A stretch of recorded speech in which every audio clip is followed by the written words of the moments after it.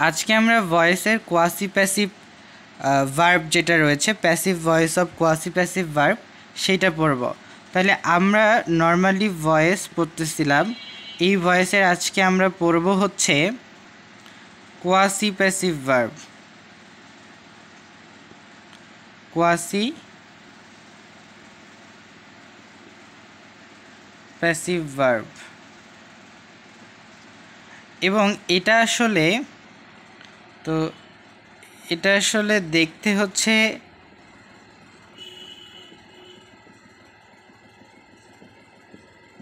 হচ্ছে অ্যাক্টিভ ভয়েসের মতো, কিন্তু এর যে মিনিংটা সেটা হচ্ছে প্যাসিভ ভয়েসের মতো। যেমন আমরা যদি উদাহরণ দিতে চাই তাহলে আমরা দেখতে পারি যে দ্য রোজ স্মেলস সুইট। ওকে, তাহলে আমরা লিখতে পারি দ্য রোজ স্মেলস সুইট।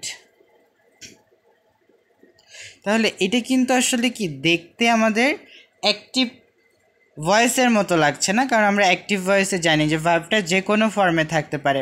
কিন্তু প্যাসিভের ক্ষেত্রে ভার্ব যেটা রয়েছে সেইটা সবসময় আমাদের কোন ফর্মে থাকে? V3 ফর্মে থাকে। দ্যাট মিন্স পাস্ট পার্টিসিপল ফর্মে থাকে, রাইট?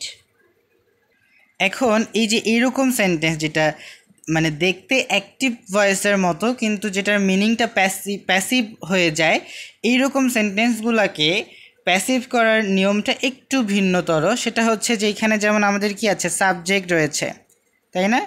এই স্মেলসটাই কি, এটা হচ্ছে ভার্ব। সুইটটা আসলে কি? সুইটটা হচ্ছে অ্যাডজেক্টিভ। ওকে, এইবার এইটাকে আমরা যখন প্যাসিভ করব আমরা আসলে কিভাবে করব? তো আমরা নর্মালি আমরা কি করেছিলাম, আগে সাবজেক্ট অবজেক্ট চেঞ্জ করে দিয়েছিলাম, বাট এই ক্ষেত্রে না কোনো সাবজেক্ট অবজেক্ট আর চেঞ্জ হবে না। এই ক্ষেত্রে সাবজেক্ট দ্য রোজ আছে, সো এখানে দ্য রোজই হবে। ওকে, সো দ্য রোজ, এখানে কি আমরা কোনো অক্সিলারি ভার্ব দেখতে পাচ্ছি? এই সেন্টেন্সে কোনো অক্সিলারি ভার্ব নাই, সেহেতু আমাদেরকে অক্সিলারি ভার্ব নিয়ে আসতে হবে। সো দ্য রোজ ইজ, এরপরে আমাদের অ্যাডজেক্টিভ বসাইতে হবে। So the rose is sweet. এইবার এখানে এই পর্যন্ত তো শেষ না। দ্য রোজ ইজটা কেন আনলাম? যেহেতু এখানে কোনো অক্সিলারি ভার্ব নাই। আমার অ্যাক্টিভ সেন্টেন্সে যদি কোনো অক্সিলারি ভার্ব না থাকে তাহলে আমাকে অবশ্যই অক্সিলারি ভার্ব নিয়ে আসতে হবে। কার উপরে ডিপেন্ড করে? সাবজেক্টের উপরে ডিপেন্ড করে। এখানে যেই সাবজেক্ট থাকবে সেটার উপর ডিপেন্ড করে আমরা অক্সিলারি ভার্ব নিয়ে আসব। So the rose is sweet. সুইটটা কি? সুইটটা হচ্ছে অ্যাডজেক্টিভ। সো অক্সিলারি ভার্বের পরে আমরা এখানে সবসময় অ্যাডজেক্টিভ বসাবো। এইবার এখানে অ্যাডজেক্টিভ আমরা সবসময় বসাচ্ছি, এরপরে আমরা এখানে হোয়েন বসাবো সবসময়। ঠিক আছে, অন্য নিয়মও আছে, বাট এই ক্ষেত্রে আমরা এখানে সবসময় হোয়েন বসাবো। So the rose is sweet when. এইবার এখানে একটা সাবজেক্ট বসাইতে হবে। এখন এইখানে যে সাবজেক্ট বসাবো, যেমন আমি বসাইতে পারি কি, ইট, তাই না? এখন এই যে ইটটা আসলে বসাইলাম, কার উপরে ডিপেন্ড করে বসাইলাম? এই যে দ্য রোজের উপরে ডিপেন্ড করে বসাইতাম। এখানে সাবজেক্ট যদি অন্য কিছু হতো তাহলে হয়তো বা আমরা দে বসাইতে পারতাম। টোটালি ডিপেন্ড করতেছে যে আমার এখানে সাবজেক্টটা আসলে কি আছে।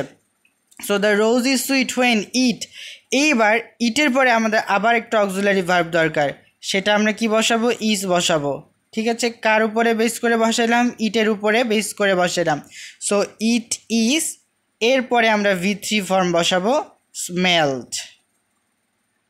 কারণ আমরা জানি যে প্যাসিভ হবে না যদি না ভার্বটা V3 ফর্মে থাকে। So the rose is sweet when it is smelled. তাহলে এই ক্ষেত্রে প্যাসিভ করার যে স্ট্রাকচারটা কি দাঁড়াচ্ছে? সাবজেক্ট দাঁড়াচ্ছে প্যাসিভ করার সময়। ঠিক আছে, এই ক্ষেত্রে তাহলে আমাদের স্ট্রাকচারটা দাঁড়াচ্ছে, প্রথমে আমরা কি বসাচ্ছি? সাবজেক্ট, তারপরে আসতেছে হচ্ছে অক্সিলারি ভার্ব, তারপরে আসতেছে হচ্ছে অ্যাডজেক্টিভ, তারপরে হোয়েন আসতেছে, তারপরে আবার সাবজেক্ট আসতেছে। তারপরে আবার আসতেছে কি অক্সিলারি ভার্ব, তারপরে আসতেছে ভার্বের পাস্ট পার্টিসিপল ফর্ম। সো এটা হচ্ছে আমাদের সেই স্ট্রাকচারটা।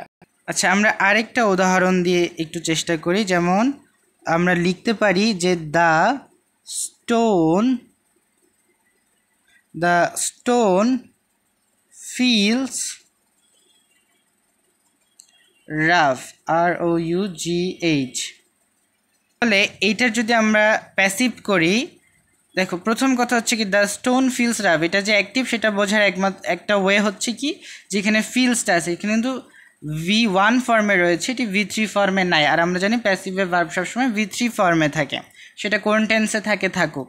আচ্ছা, তো এইটাকে আমরা যদি এখন হচ্ছে প্যাসিভ করতে চাই তাহলে আমরা লিখব কি সাবজেক্ট, এই যে দ্য স্টোন, ঠিক আছে, দ্য স্টোন। এরপরে আমাদের অক্সিলারি ভার্ব নিয়ে আসতে হবে। এখানে অক্সিলারি ভার্ব আছে না, এটা একটা ট্রিক, তাই না? যেহেতু অক্সিলারি ভার্ব নিয়ে অক্সিলারি ভার্ব নিয়ে আসতে হবে। দ্য স্টোন ইজ, এরপরে অ্যাডজেক্টিভ নিয়ে আসতে হবে। সো দ্য স্টোন ইজ, এখানে অ্যাডজেক্টিভ হচ্ছে rough. So the stone is rough, ROUGHT, the stone is rough. এরপরে আমরা নিয়ে আসবো কি হোয়েন নিয়ে আসবো। সো হোয়েন, এরপরে আবার একটা সাবজেক্ট হোয়েন ইট, কোথা থেকে আসলে যে দ্য স্টোনের জন্য এখানে সাবজেক্ট ইট এসেছে। So the stone is rough when it is felt, এটা হচ্ছে V3 ফর্ম। ওকে,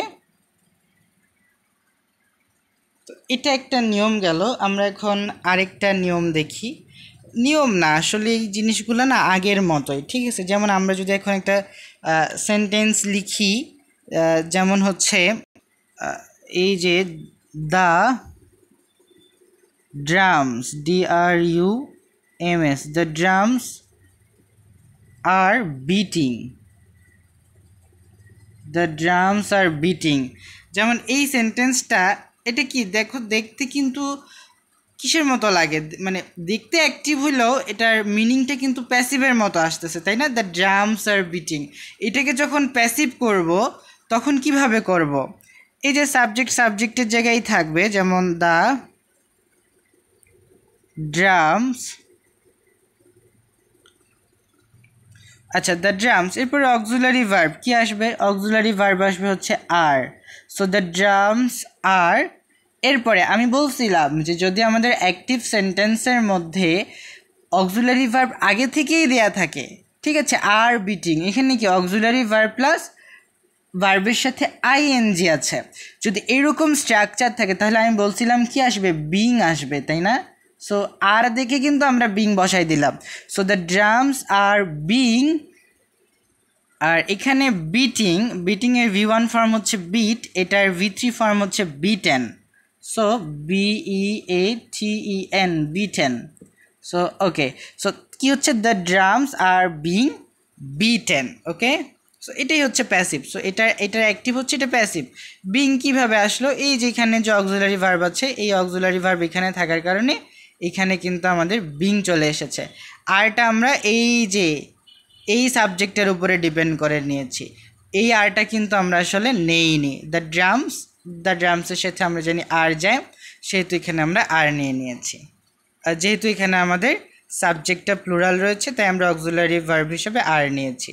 বিংটা কেন এসেছে? বিংটা এইখানে অক্সিলারি ভার্ব থাকার কারণে এখানে বিং এসেছে। এবারে আমরা আরেকটা জিনিস দেখব, সেটা হচ্ছে যদি আমাদের এইরকম সেন্টেন্স দেয়া থাকে যে পোস্ট দ্য লেটার, আচ্ছা আগে সেন্টেন্সটা চিনি। পোস্ট দ্য লেটার, এরপর যদি এরকম থাকে যে change the voice,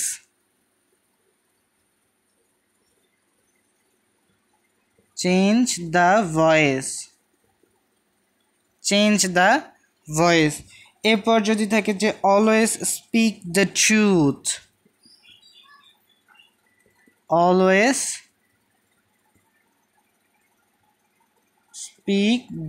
truth, truth. আচ্ছা, এই সেন্টেন্সগুলো দেখে আসলে কি মনে হচ্ছে এগুলো কোন ধরনের সেন্টেন্স হতে পারে? Post the letter, change the voice, always speak the truth, এগুলো কিন্তু সব কি সেন্টেন্স? এগুলো সব হচ্ছে ইম্পারেটিভ সেন্টেন্স।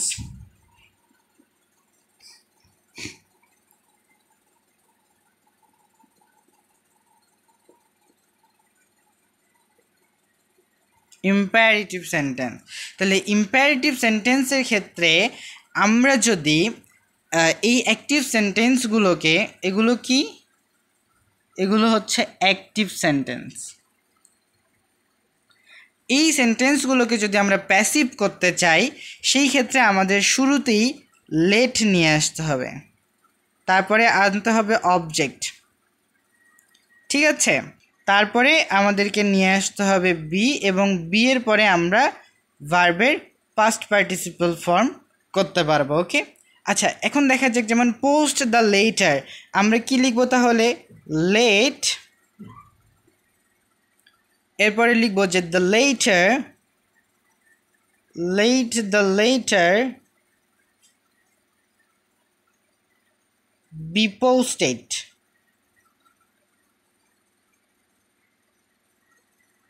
B posted. তাহলে লেট, তাহলে এটা কি হবে? যে এটা হবে কি? Let the voice be changed. তারপর এটা কি হবে? Let the truth always be spoke. Okay, spoken, এটা কারেক্ট ফর্ম হচ্ছে let the truth be spoken always. Okay, এই ক্ষেত্রে অলওয়েজটা চাইলে শুরুতেও দেয়া যায়, আবার শেষেও দেয়া যায়। আচ্ছা, যদি এমন সেন্টেন্স থাকে যে লেট দিয়ে শুরু হয়েছে, late me write a letter, late me write a letter, এই ক্ষেত্রে কিন্তু দেখো লেট দিয়ে শুরু হয়েছে, এ লেটার, মি রাইট, তাই না? অনেকটা সিমিলার। সো এই ক্ষেত্রে কী করতে হবে? লেট ঠিকই থাকবে, এই যেমন লেট, এরপরে এ লেটার চলে আসবে, লেট এ লেটার, অবজেক্ট চলে এসেছে, লেট এ লেটার, এ লেটারটা কি? অবজেক্ট, লেট এ লেটার, এরপরে কি? অবজেক্টের পরেই কথা ছিল কি? বি চলে আসবে। So let a letter B, এবং বি এর পরেই ভার্বের পাস্ট পার্টিসিপল ফর্ম হয়ে যাবে। So let a letter B written,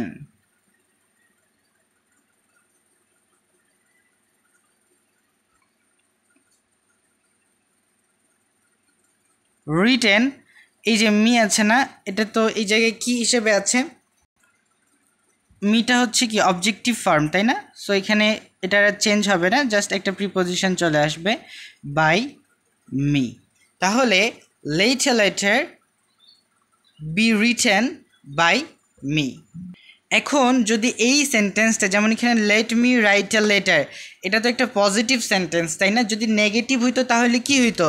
তাহলে কিচ্ছু হইতো না, সব কিছু ঠিক থাকতো, শুধু লেটের পরে নট যুক্ত হয়ে যেত, ঠিক আছে? এইটাই, যদি এটা যেহেতু পজিটিভ সেন্টেন্স এই জন্য আমরা নট যুক্ত করি রে, বাট এটা যদি নেগেটিভ হয়ে যেত তাহলে কিন্তু আমরা লেটের পরে নট যুক্ত করতাম, তারপরে যেটা যেরকম ছিল সেটা সেই রকমই থাকতো।